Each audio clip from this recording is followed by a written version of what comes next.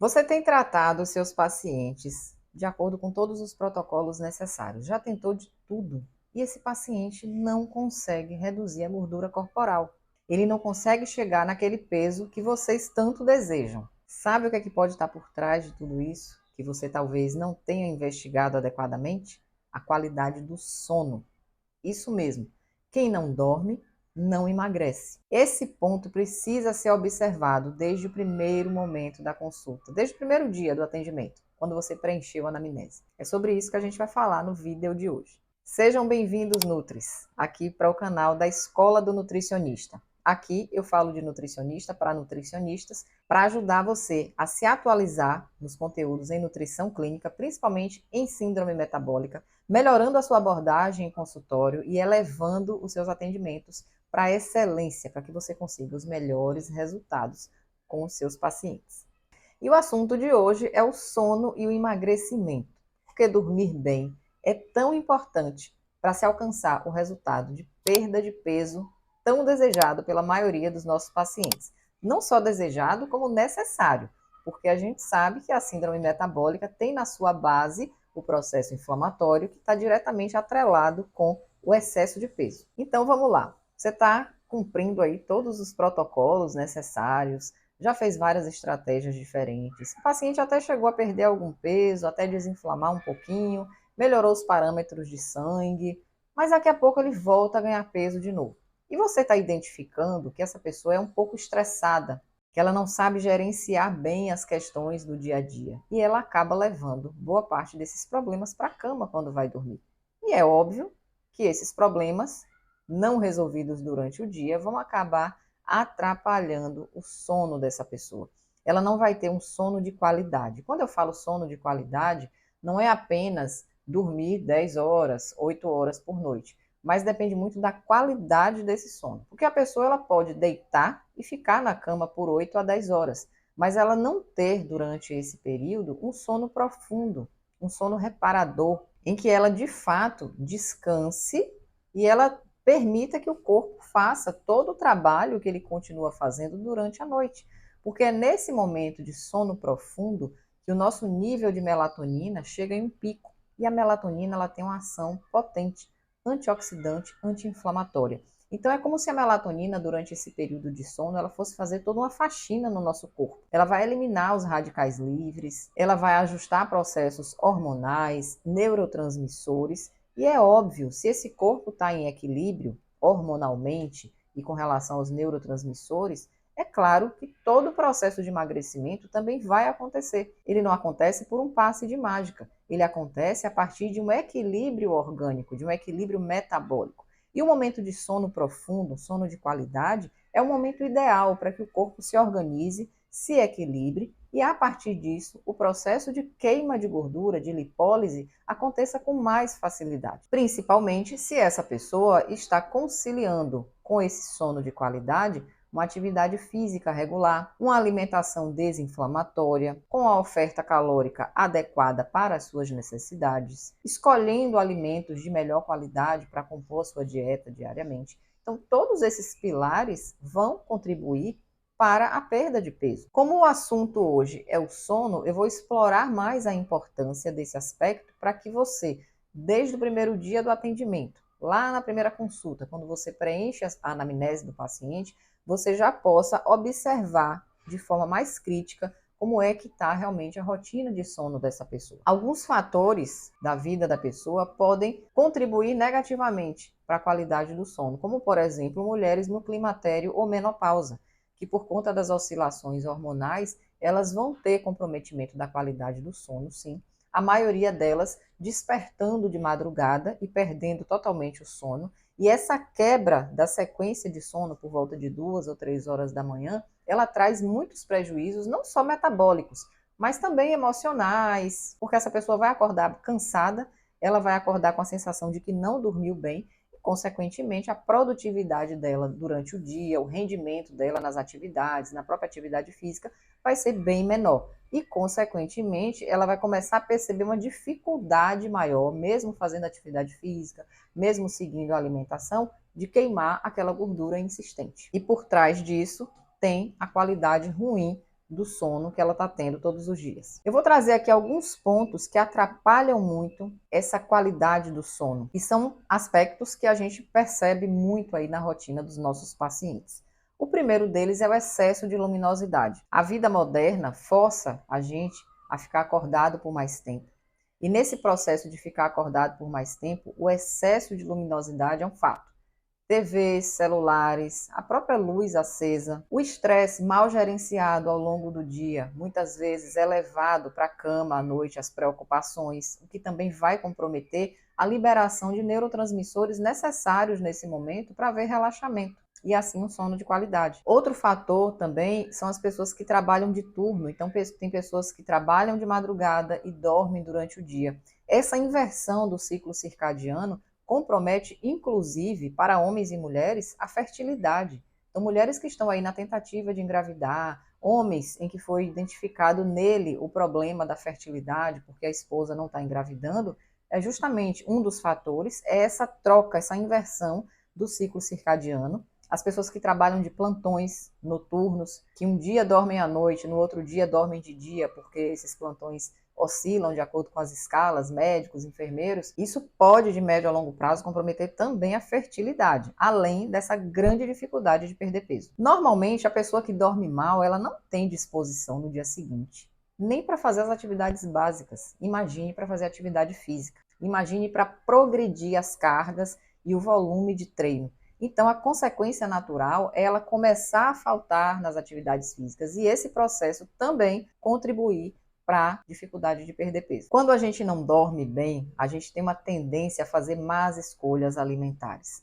É muito difícil quando você está com sentimento de cansaço, de mal-estar, de uma noite mal dormida, principalmente se essa noite mal dormida acontecer em sequência. Você já está ali há 1, 2 semanas ou mais dormindo mal. Nesse momento a gente não tem muito discernimento e não faz boas escolhas alimentares. A tendência é que se busque sempre alimentos mais açucarados, mais gordurosos, alimentos prontos, porque você não quer ter o trabalho de preparar. Então qualquer coisa que já esteja ali pronta, congelada, você vai comer. Porque nesse momento você não tem tanto estímulo, tanta motivação, tanto incentivo de fazer, de preparar uma refeição, de comer bem, de ser mais criteriosa nas escolhas. Então você vai comer qualquer coisa que aparecer. E isso também vai contribuir para o ganho de peso e para a dificuldade de perder. Sem falar na alteração de humor que essa pessoa vai ter cronicamente, porque ela está todos os dias dormindo mal, ela está fazendo más escolhas alimentares, ela não está fazendo atividade física. Então, essa bola de neve que vai evoluindo aí,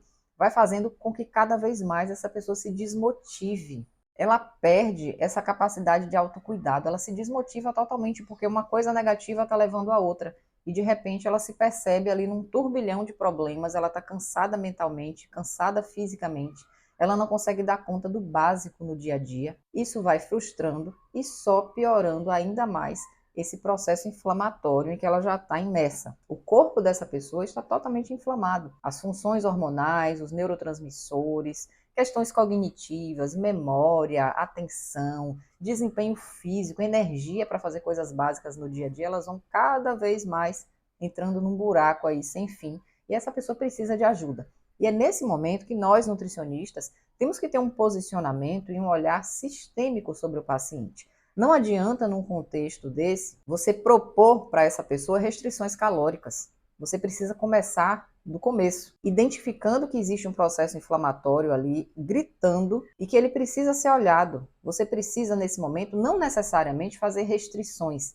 mas entender como é que está a rotina dessa pessoa, quais as possibilidades práticas que ela tem de fazer mudanças alimentares, e a partir desse olhar você fazer pequenas mudanças, porque numa situação dessa, qualquer pequena melhora que essa pessoa consiga fazer já vai ser um grande sucesso.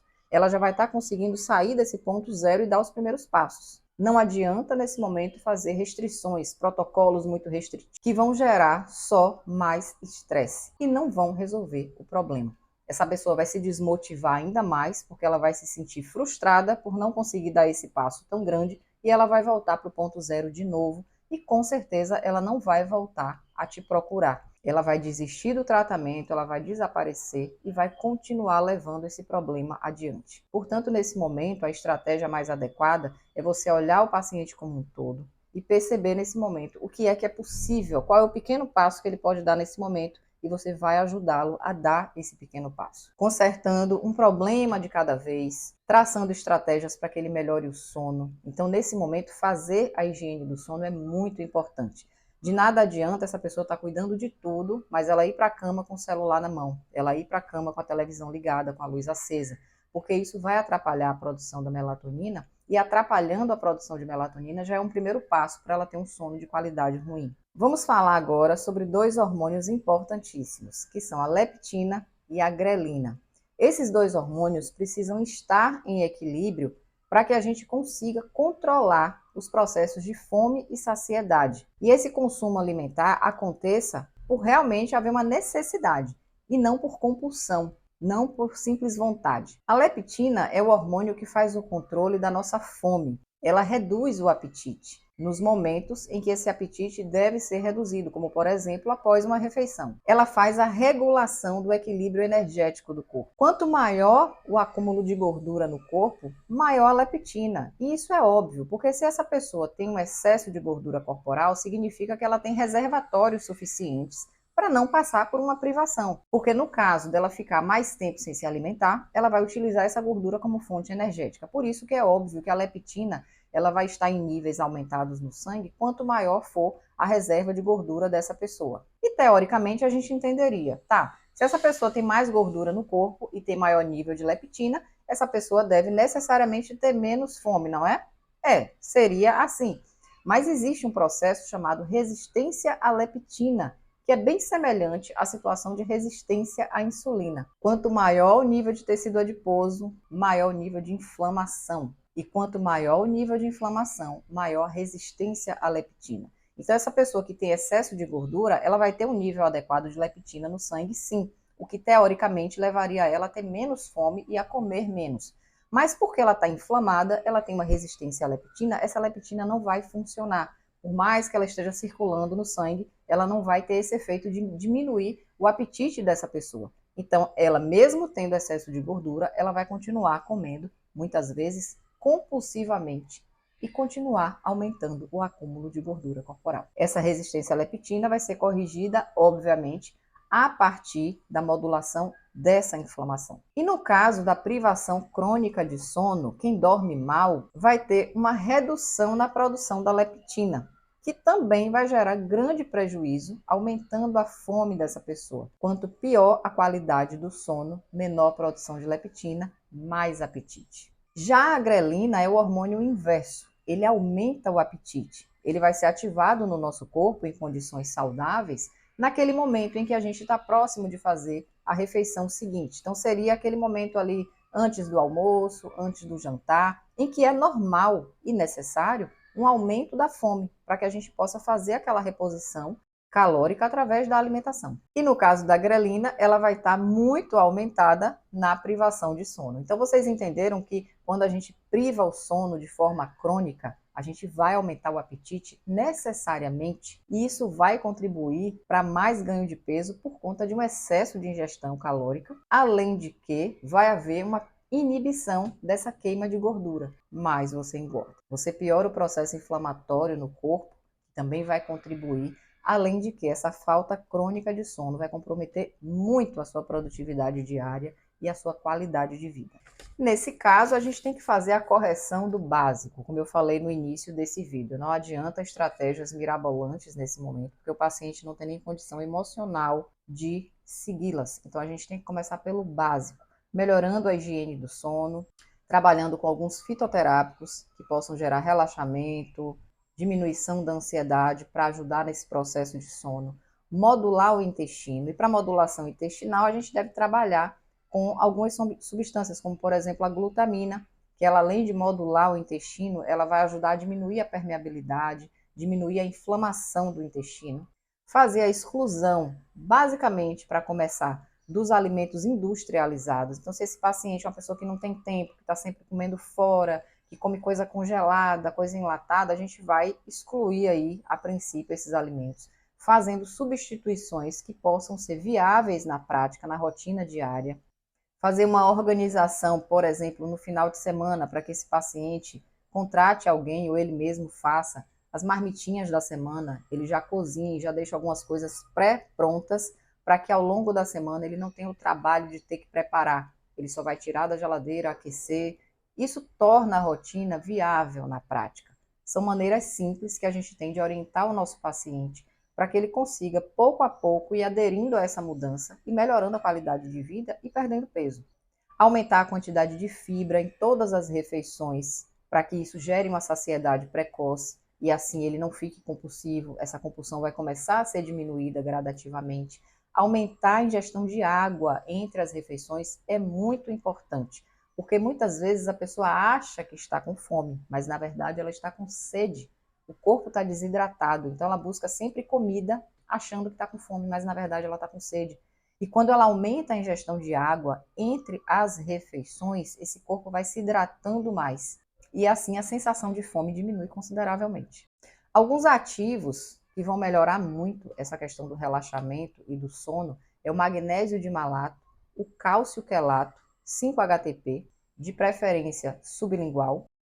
Alguns fitoterápicos para aqueles nutricionistas que já fazem prescrição de fitoterápicos, como o Vitex agnus castus, o Crocus sativus, que também contribui muito para diminuir a ansiedade, e alguns chás, se esse paciente gosta de tomar chá antes de dormir, como mulungu, cidreira, camomila, passiflora, que é o maracujá, vão contribuir para melhor qualidade. Eu espero que a partir de agora você, Nutri, fique mais atento e mais atenta a esse ponto importante na sua anamnese, que deve ser questionado e deve ser detalhado o máximo possível já na primeira consulta, para que você entenda que talvez uma falta de sono crônica vá atrapalhar e muito as suas estratégias nutricionais. Se você já começa pelo primeiro atendimento, compreendendo essa rotina do seu paciente e percebendo que a qualidade do sono dele não é boa, comece a trabalhar desse ponto imediatamente, para que você não perca tempo e para que vocês consigam juntos, nesse trabalho de reeducação alimentar, de mudança de estilo de vida, alcançar os melhores resultados já nos primeiros 30 dias. Observar a qualidade do sono e entender que ele tem uma interferência direta sobre os resultados que vocês desejam alcançar juntos é fundamental para que você já trace estratégias específicas e olhe esse paciente como um todo, entendendo que todos esses fatores podem sim interferir nos resultados. Para você conhecer mais sobre a Escola do Nutricionista e ser um Nutri de excelência em síndrome metabólica, vai aqui na descrição do vídeo e acesse todos os links do nosso Instagram, dos cursos, mentorias, do grupo VIP do WhatsApp, exclusivo para nutricionistas, em que semanalmente nós fazemos mentorias e lá, através do grupo VIP do WhatsApp, você, nutricionista ou estudante de nutrição, também vai ter acesso a todos os nossos cursos de finais de semana, vai ter acesso a descontos, a bônus, materiais de apoio, resumos e tudo que você precisa para tornar os seus atendimentos em síndrome metabólica de excelência. Um grande beijo e a gente se vê no próximo vídeo.